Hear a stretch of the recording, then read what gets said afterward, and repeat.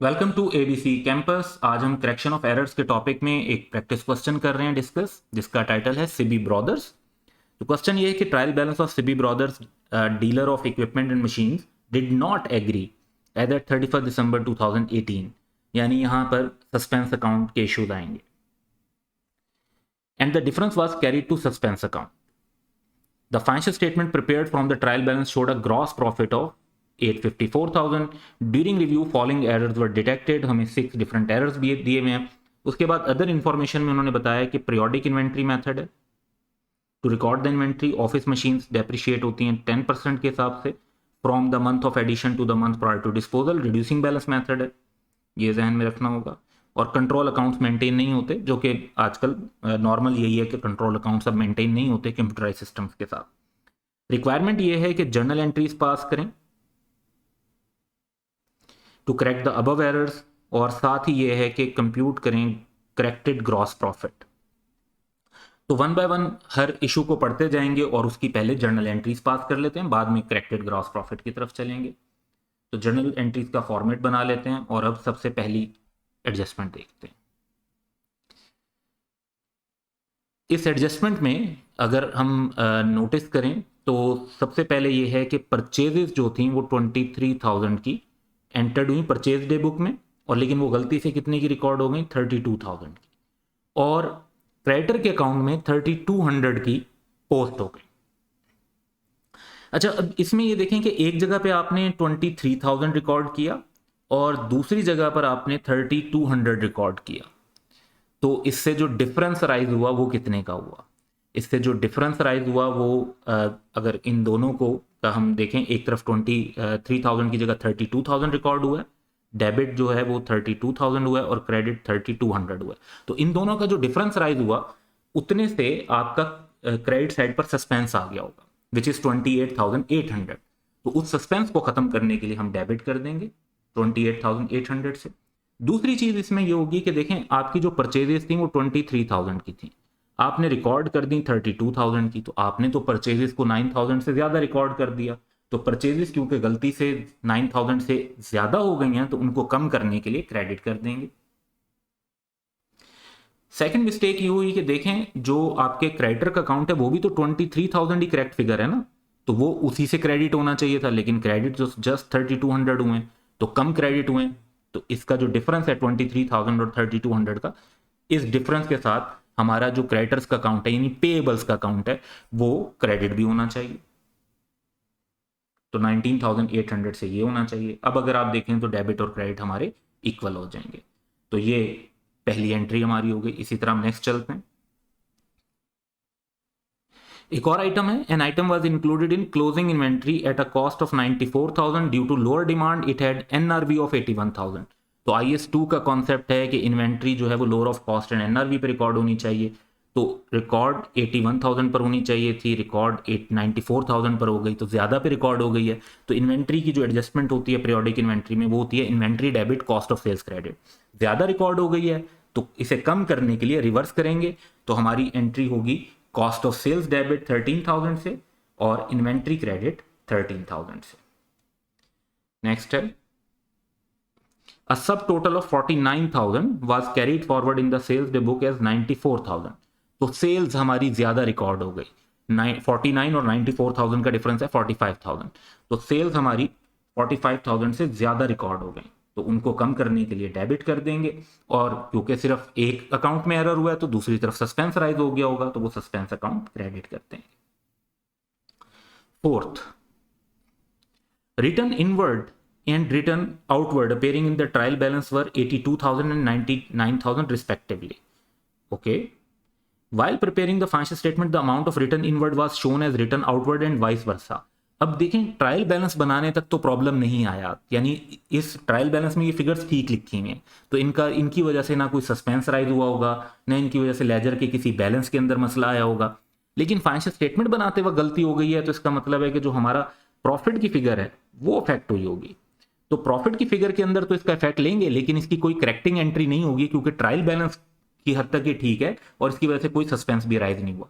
Trial balance बनाने के बाद कुछ लिखते हुए गलती हो जाए तो उससे जाहिर बात है सस्पेंस अकाउंट पे फर्क नहीं आएगा, क्योंकि ट्रायल बैलेंस तो आपका उसकी वजह से उसमें कोई डिफरेंस नहीं था। तो इसमें हम सिंपली लिख देंगे कि कोई एंट्री नहीं करनी, ट्रायल बैलेंस करेक्ट है, लेकिन फाइनेंशियल स्टेटमेंट में करेक्शन चाहिए होगी। तो जब हम ग्रॉस प्रॉफिट कैलकुलेट करेंगे तो उसमें इसका इफेक्ट लेंगे।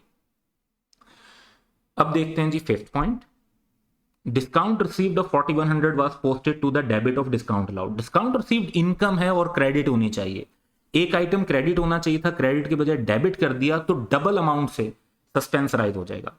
यानी एक क्रेडिट होने के बजाय चीज डेबिट हो गई तो क्रेडिट साइड डबल अमाउंट से शॉर्ट हो गई। तो 4100 प्लस 4100 सस्पेंस अकाउंट 8200 का क्रेडिट पे राइज हुआ होगा, उसको खत्म करने के लिए अब हम डेबिट कर देंगे।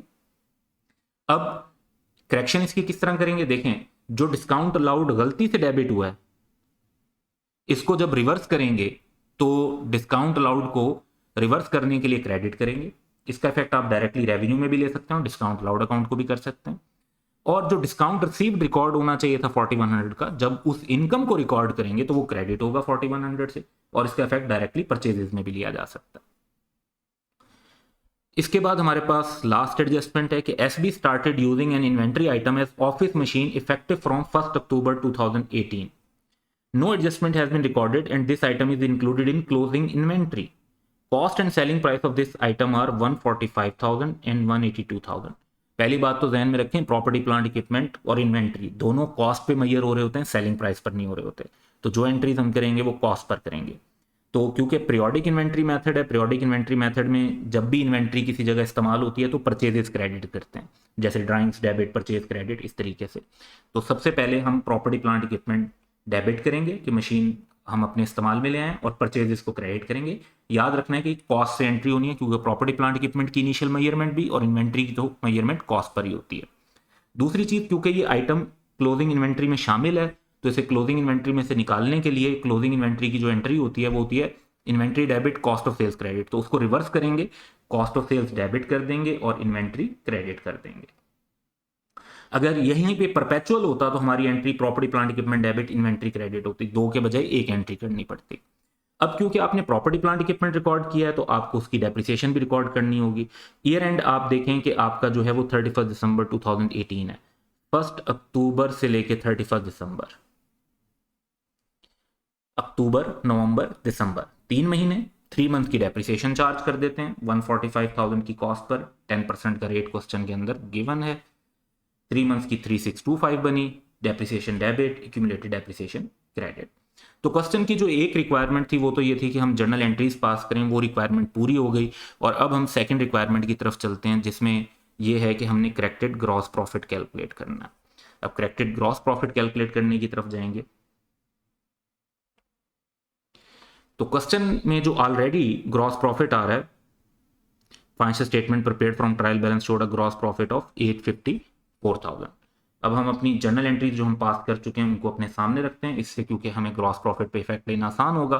और अब हम करेक्टेड ग्रॉस प्रॉफिट की कैलकुलेशन करते हैं। सबसे पहले जो अमाउंट हमें ये गिवन है 854,000 की, इसको हम नोट कर लेते हैं।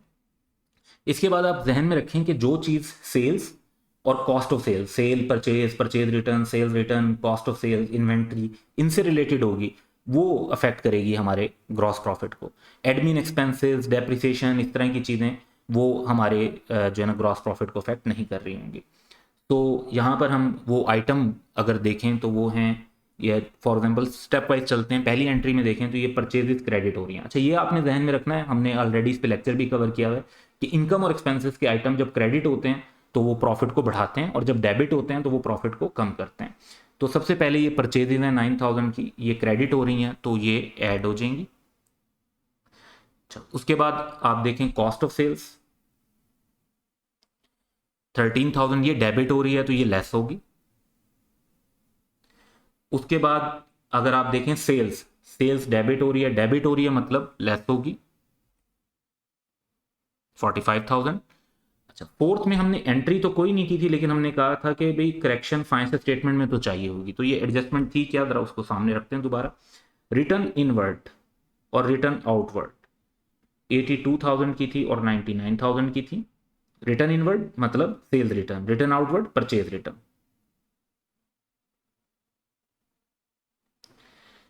फाइनेंशियल स्टेटमेंट बनाते वक्त ये एक दूसरे की जगह पर शो हो गए। अब प्रॉब्लम क्या आया यानी रिटर्न इनवर्ट 82,000 की थी और वो हमने 99,000 की शो कर दी। रिटर्न इनवर्ट सेल्स रिटर्न है। सेल्स रिटर्न, जब सेल्स रिटर्न होती हैं तो सेल्स कम हो जाती हैं, सेल्स कम हो जाती हैं तो प्रॉफिट कम हो जाता है। तो हमने इनको बढ़ा दिया था, यानी हमने प्रॉफिट ज़्यादा कम कर दिया था। तो अब जब रिटर्न इनवर्ट ओवरस्टेट हो गई थी, उसका इफेक्ट जब हम खत्म करेंगे तो हमारा 17,000 से अब प्रॉफिट बढ़ जाना चाहिए, क्योंकि हमने पहले 17,000 से प्रॉफिट कम कर दिया था। दूसरा इफेक्ट है परचेज रिटर्न। परचेज रिटर्न जब आप रिकॉर्ड करते हैं तो नेट परचेजेस कम होती हैं, नेट परचेजेस कम होती हैं तो कॉस्ट ऑफ सेल्स कम होती है, कॉस्ट ऑफ सेल्स कम होती है तो फिर आपका जो है वो प्रॉफिट बढ़ जाता है। अच्छा, इनको आपने 99 के बजाय 82 पे लिख दिया, यानी इनको कम रिकॉर्ड किया, तो प्रॉफिट आपका बढ़ना चाहिए था लेकिन आपने कम बढ़ाया था, तो अब दोबारा बढ़ा देते हैं। रिटर्न आउटवर्ड अंडरस्टेट हो गई थी, कम लिखी गई थी, जब इनको परचेज रिटर्न को बढ़ाएंगे तो हमारा प्रॉफिट बढ़ जाएगा। तो 17,000 की परचेज रिटर्न की वजह से भी प्रॉफिट बढ़ेगा और रिटर्न आउटवर्ड के इफेक्ट की वजह से भी बढ़ेगा। अब हम चलते हैं और नेक्स्ट आइटम देखते हैं। तो डिस्काउंट अलाउड, वंस अगेन ये देखें क्रेडिट हो रहा है, रेवेन्यू से रिलेटेड आइटम है, 4100 क्रेडिट हो रहा है मतलब ऐड करेंगे। ये भी 4100 क्रेडिट हो रहा है मतलब ऐड करेंगे। परचेजेज 145,000 से क्रेडिट हो रही हैं, ऐड करेंगे। कॉस्ट ऑफ सेल्स 145,000 से डेबिट हो रही है, लेस करेंगे। और डेप्रिसिएशन के बारे में हमने यहाँ पर वैसे अगर इसको ये एज्यूम करें कि ये कॉस्ट ऑफ सेल्स में चार्ज हो रही होगी फिर तो इसको हम करते लेस, लेकिन हमने यहाँ पे एजम्पशन यही लिया स्टडी टेस्ट के मुताबिक कि ये डेप्रिसिएशन कॉस्ट ऑफ सेल्स में चार्ज नहीं हो रही, ऑपरेटिंग एक्सपेंस में चार्ज हो रही होगी, तो उससे नेट प्रॉफिट पर तो फर्क पड़ेगा, ग्रॉस प्रॉफिट पर फर्क नहीं पड़ेगा। तो अब हम सिंपली टोटल कर लेते हैं। 847200 ये हमारा करेक्टेड ग्रॉस प्रॉफिट आ जाएगा। तो journal entries and corrected gross profit, इस क्वेश्चन की ये दो रिक्वायरमेंट थी जो कि पूरी हो गई। That's all for today, have a good day.